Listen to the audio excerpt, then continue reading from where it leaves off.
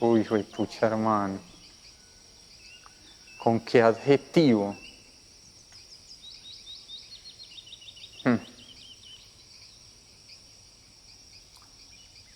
No, yo creo que fascinante es la palabra, pues, o sea, que un animal de eso siga existiendo, pues que esté aquí y que siga estando aquí, me parece fascinante, me parece fascinante.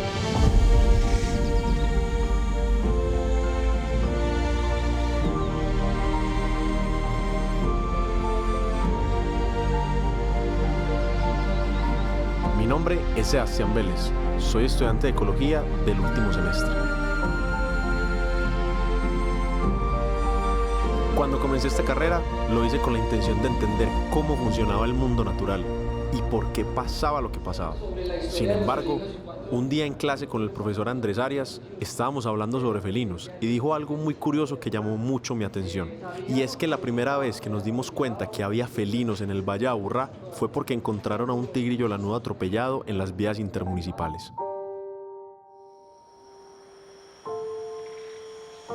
Pero fue mucho más curioso cuando comencé a ver este animal como imagen principal en las portadas de algunas campañas de conservación para las autoridades ambientales o grupos ambientalistas. Hasta grafitis de él en diferentes partes de la ciudad. Así que decidí buscar más información sobre él en internet. Lo irónico fue que no encontré mucho.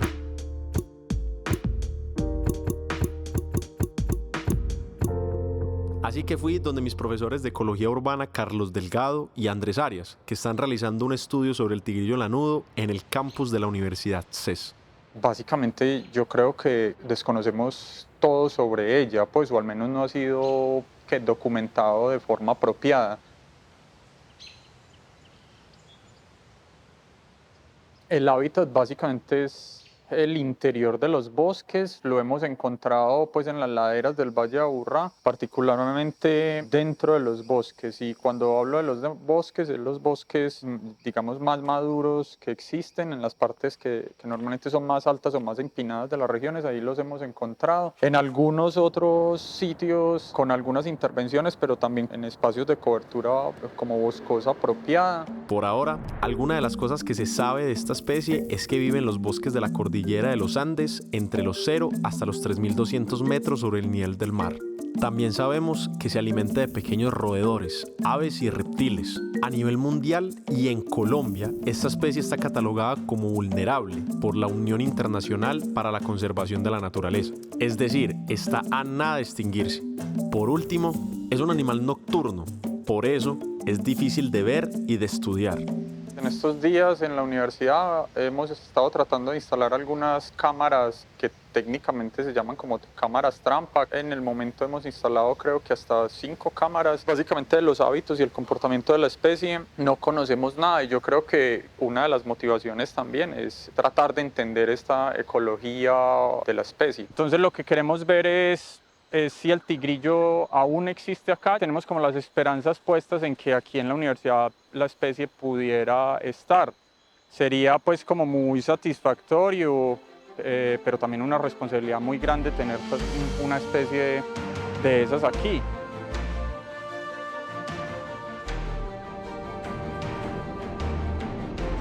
Bueno, son las 6:52 y nos vinimos para la Loma del Escobero porque nos vamos a encontrar con Andrés. Porque vamos a buscar al tigrillo lanudo, vamos a poner unas cámaras trampa y además de eso vamos a ver si podemos encontrar algunas huellas o esas fecales que nos den pistas de que todavía sobrevive esta especie en este sector. Vamos a ver qué encontramos. Es que me llevas, bien o qué, ¿cómo va? ¿Todo bien? Todo bien. ¿Listo para la caminada o qué? Un velo. Digamos al suroriente del Valle de Aburrá, ¿cierto? Y esta zona, digamos que es uno de los ecosistemas más diversos que tiene el Valle de Aburrá. Y aquí en este sector, pues es donde nosotros, pues, hemos venido realizando diferentes trabajos, ¿cierto? Con especies de carnívoros, y en esta ocasión especialmente, pues, con el tigrillo lanudo. Esa es la fauna que nosotros llamamos acá como una fauna silenciosa, ¿cierto? Que poco se deja ver, y el tigrillo lanudo es una de esas especies que sabemos que está, pero poco la podemos observar pues así directamente, es un poco difícil.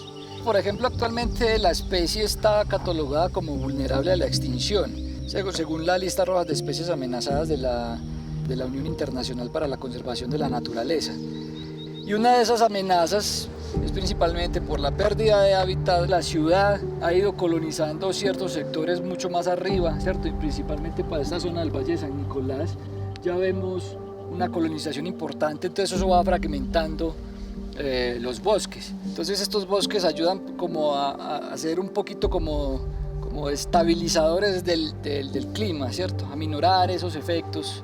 Y entonces nosotros nos preguntamos, bueno, ¿cómo hace la especie y las otras especies que habitan acá para desplazarse entre este desarrollo urbano? Y eso es una problemática pues, que está poniendo, digamos, en riesgo el ecosistema. Entonces es algo que hay que abordar para poder asegurar la conservación no solamente de la especie como tal y su función ecológica, sino también del ecosistema en general. Pues nos vamos a ver en problemas en términos de la salud de la ciudad, de la salud de las personas. Incluso hay problemas actualmente en ese sentido, pero que estos bosques estén ayudan a que eso no sea que el impacto no sea tan grande.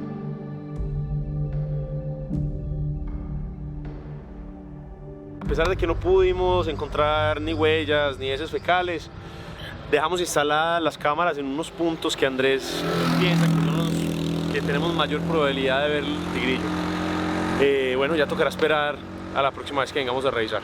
Vamos a ver qué pasa. Efectivamente, ese día no pudimos verlo, pero unas semanas después... Un tigrillo sin vida fue hallado este martes en la mañana por deportistas aficionados en un costado de la vía Las Palmas, en el ascenso a la vía Las Palmas. El animal silvestre fue encontrado por ciclistas que hacían deporte.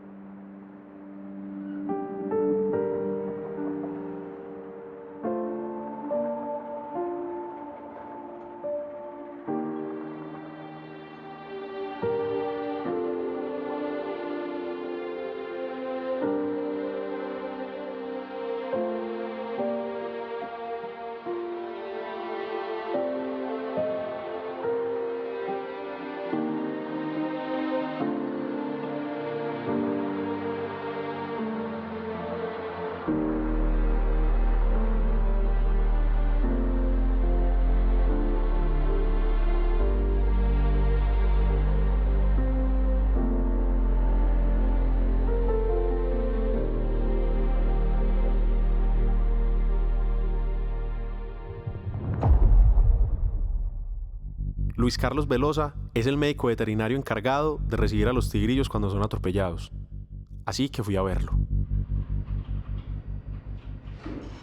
Normalmente cuando llega un tigrillo lanudo en la necropsia, ¿en qué estado llegan? Generalmente llegan muy deteriorados. Aparte del traumatismo, ellos llegan muy deteriorados en la parte nutricional, en el pelo. Se nota que son animales que han sufrido probablemente en su vida. Y ya enfocándonos en eso, lo que más se observa son fracturas a nivel costal o traumas cráneoencefálicos con ruptura de vísceras. Eso es lo más frecuente en los atropellamientos. En los últimos años, profe, ¿cuántos atropellamientos de tigrillos han habido? Yo he recibido en el último año y medio 3. Importante tener en cuenta que muchos no son remitidos. Muchos la gente los deja, no se enteran de esto. Entonces yo pienso que esos 3 de pronto pueden ser un poco más, pero estamos cada vez ampliando la red para tener más monitoreo y más vigilancia para cuidar a estos animales.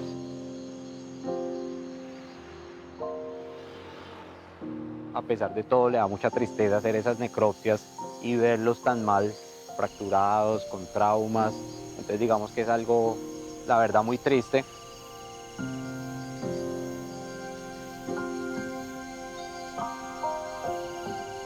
Por el otro lado, pues, la parte de conservación que pues son especies amenazadas, entonces también uno, pues digamos que uno indirectamente está metido en eso, entonces son como muchos sentimientos que juegan cuando uno se entera que tiene una necropsia de un animal de eso. Aún no entendía por qué se permitía que pasara esto. Quería saber más sobre lo que estaban haciendo las autoridades ambientales por la conservación del tigrillo lanudo.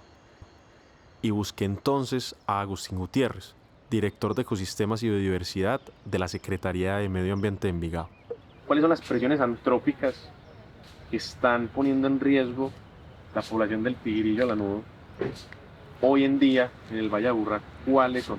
La principal presión que tienen el tigrillo lanudo y las especies de los felinos y otra diversidad la generan desde los procesos de urbanización. Se aproximan mucho a estos núcleos donde aún hay buena biodiversidad y generan vías nuevas que interrumpen los corredores. Ese es un tema grave, se pierde mucha biodiversidad. Que se muera un tigrillo lanudo es un impacto grandísimo en un ecosistema que son muy escasos. En el caso de Envigado hemos visto, y el ecosistema cercano, hemos visto muertes de tigrillos. Unas cifras. Pues en 10 años donde hemos estado más cerca de la biodiversidad, viéndola y más cercano siendo ya proyectos sólidos, creo que los atropellamientos han sido alrededor de documentados como 5 o algo así. ¿Cuánto más habrá que no nos hemos dado cuenta, ¿no?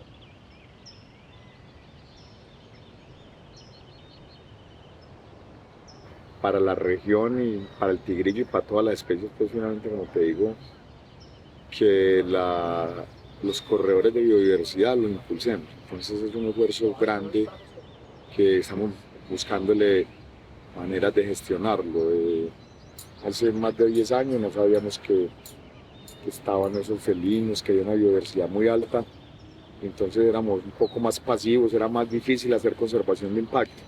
Entonces con las corporaciones mostrándolo más, motivándonos a que hagamos sistemas de áreas protegidas y otras estrategias, corredores por ejemplo. A los corredores de biodiversidad se le hace una gestión grande y es muy importante porque nos juntaría a los municipios. Los ecosistemas no conocen de linderos municipales, entonces una forma de hacer gestión de municipios es con los corredores de la biodiversidad, por ejemplo. En estos bosques viven diferentes seres vivos como hongos, microorganismos, plantas y animales. En este último se encuentra el tigrillo lanudo con los demás carnívoros. Durante miles de años, estos seres vivos han interactuado entre ellos, alimentándose unos de otros, generando ese flujo de energía que ayudan a que el ecosistema esté en equilibrio. A esto se le llama cadena trófica. Por lo que hemos visto, la supervivencia del tigrillo lanudo junto con el resto de los carnívoros del valle se está viendo afectada principalmente por algunas de nuestras acciones, como cuando talamos los bosques para construir más viviendas y expandir nuestra zona urbana y cuando conducimos a alta velocidad. Si no tomamos cartas en el asunto sobre nuestras acciones y a eso le sumamos que el tigrillo lanudo junto con el resto de los carnívoros llegara a desaparecer del valle, podría desencadenarse en los bosques algo que se llama cascada trófica. Y es que las poblaciones de herbívoros, aves e insectos reguladas por los carnívoros aumentarían y todos ellos podrían comerse de más las plantas, semillas y plántulas, llevando al bosque a un desequilibrio que no tiene retorno. Con esta reducción de los bosques podrían surgir algunas consecuencias. El número de árboles no sería el suficiente para filtrar el aire contaminado que respiramos, limpiándolo de gases como el CO2, que además de ser un gas de efecto invernadero que ayuda al aceleramiento del calentamiento global, también puede ser perjudicial para nuestra salud por las enfermedades respiratorias que ocasionaría.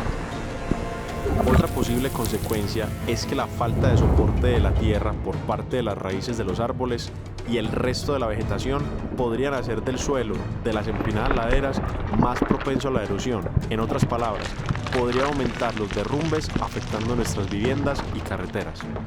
En resumen, se perderían los servicios ecosistémicos que el bosque nos da. Sin embargo, por el gran desconocimiento que se tiene de esta especie, estas son solo suposiciones y no se sabe con claridad cuáles podrían ser realmente las consecuencias de su desaparición, siendo quizás mucho más graves.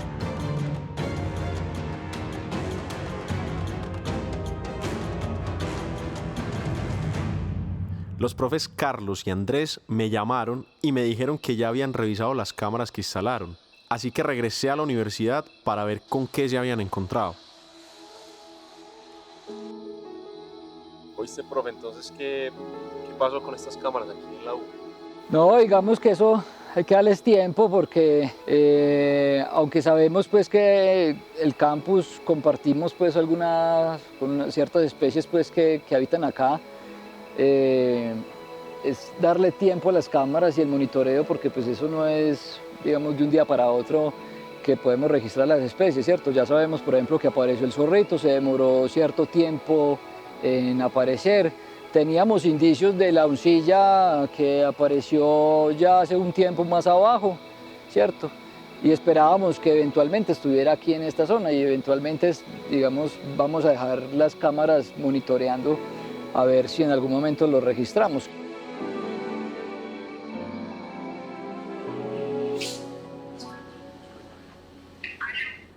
Luciana. Sebastián, ¿cómo estás? Hablamos ahorita. Sí, mira, es que ahorita estaba hablando con Felipe y me comentó que esta semana van a hacer una liberación de un tigrillo que está en rehabilitación. Nos enteramos que una de las autoridades ambientales había recogido un tigrillo lanudo para rehabilitarlo y liberarlo posteriormente. Así que gestionamos todos los permisos necesarios para poder acompañar este proceso.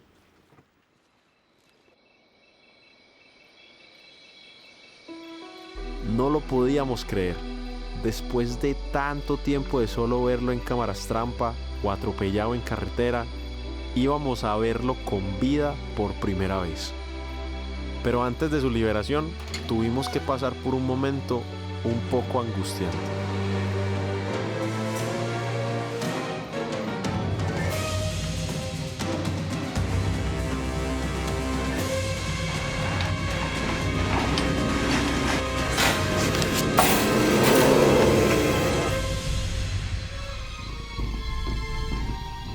Recibimos el reporte de un tigrillo, un cachorro de tigrillo que tenía una guardabosques del municipio, al parecer en una finca de la zona, en una vereda. Era una finca que era cafetera, se habían montado y la finca la empezaron a limpiar porque iban a sembrar aguacate. Y los trabajadores, mientras estaban haciendo pues esas labores de limpieza, sintieron que le pegaron a algo, que salió corriendo y era pues la mamá del tigrillo y dejó al tigrillo en ese momento. ¿Qué representa para vos, tú que lo recogiste, a ti que fue que te lo entregaron hace 10 meses, ¿cierto? Más o menos, sí. ¿Qué representa para ti ya poderlo liberar? No, pues es como la culminación de un proceso muy bonito, pues porque es que o sea, es como nosotros hacemos muchos rescates y hacemos muchas liberaciones, pero no siempre tenemos la oportunidad de liberar el mismo animal que se rescata. Todo iba según lo planeado, pero nos encontramos con lo último que pensamos que pasaría este día. María, ¿qué hay? Atropelladito.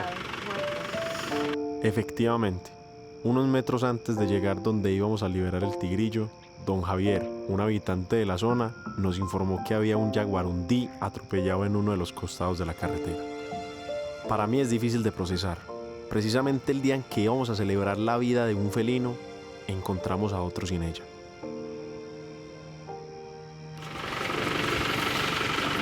Seguramente en un vehículo o una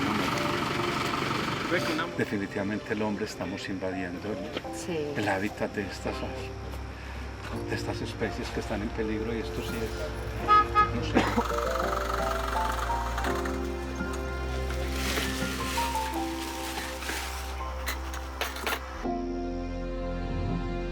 Llegamos en carro hasta un punto, cogimos las cosas necesarias y comenzamos a adentrarnos en el bosque.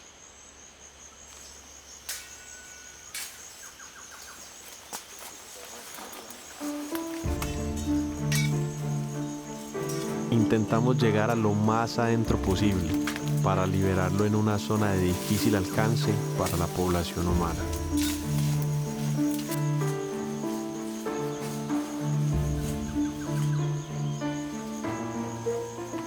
Con la intención de proteger este tigrillo, no nos dejaron revelar la zona exacta de su liberación. Ya llegamos al punto de liberación, donde el equipo de Corantioquia, los biólogos y la veterinaria van a hacer la liberación pues, del espécimen del tigrillo lanudo.